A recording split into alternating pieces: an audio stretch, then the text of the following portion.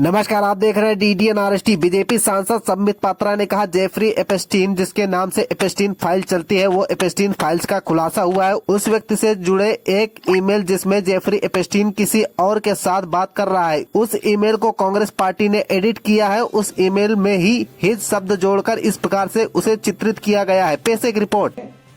Jeffrey Epstein जिसके नाम से एप्स्टीन फाइल चलती है, वो एप्स्टीन फाइल्स का खुलासा हुआ।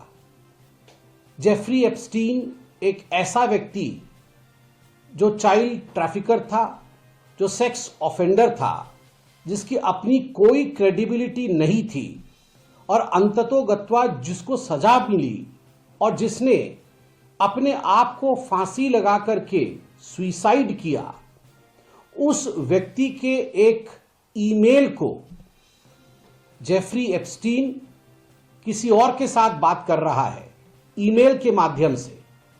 दोनों ही डिस्क्रेडिटेड व्यक्ति हैं, दोनों ही व्यक्ति ऐसे हैं जिनके विषय में हमें पता नहीं। उस ईमेल को कांग्रेस पार्टी ने एडिट किया है। उस ईमेल में हिज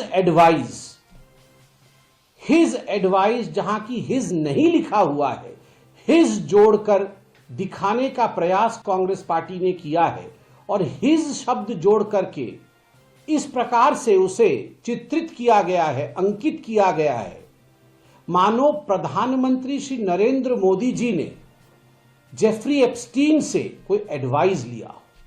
ईमेल में भी नहीं है, मगर कांग्रेस पार्टी ने एडिट करके, फ्रॉड करके, 420 करके उसमें हिज शब्द जोड़ा है।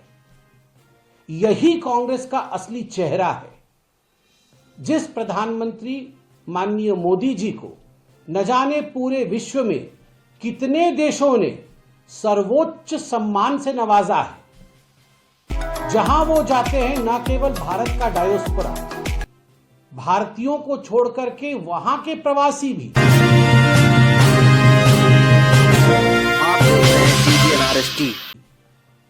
जिन्हें मोदी जी को एक अव्वल नेता मानते हैं, वैसे व्यक्ति को अपमानित करने के लिए फ्रॉड का सहारा लेना, 420 करना और एक नकली ट्वीट करके झूठ और भ्रांति फैलाने की कोशिश करना, ये कांग्रेस पार्टी कर रही है। ये वही कांग्रेस पार्टी है।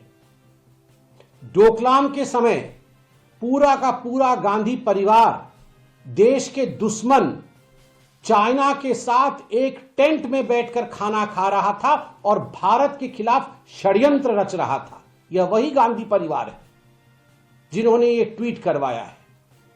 यह वही कांग्रेस पार्टी है जिसके मां बेटे सोनिया गांधी और राहुल गांधी दोनों चीन जाकर चाइना के राष्ट्राध्यक्ष के साथ बैठकर गुप्त दस्तावेजों पर दस्तखत करके आते हैं, MOU साइन करके आते हैं। भारतवर्ष को बेचने की MOU, भारतवर्ष के सीक्रेट्स को साझा करने का MOU, इस प्रकार के MOU को करके आने वाले मां बेटे और इस प्रकार का जघन्य कांड करने वाले, डोकलाम के समय हमारे देश को धोखा देने वाले, ऐसे कांग्रेस पार्टी ने आज जेफरी एप्स्टीन के फाइल के साथ फ्रॉड करके अपने ही प्रधानमंत्री और अपने ही देश को विश्व दरबार में नीचा दिखाने की कोशिश की है। इसके परिणाम होंगे। फ्रॉड का परिणाम होता है।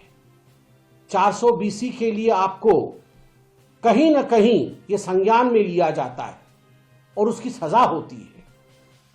आपने झूठ कहा है, आपने मिथ्या को और भ्रामक विषयों को आगे फैलाने की कोशिश की है और जिस प्रकार से तोड़ मरोड़ करके आपने विषयों को दिखाया है, भारत की जनता इसकी जवाब देगी।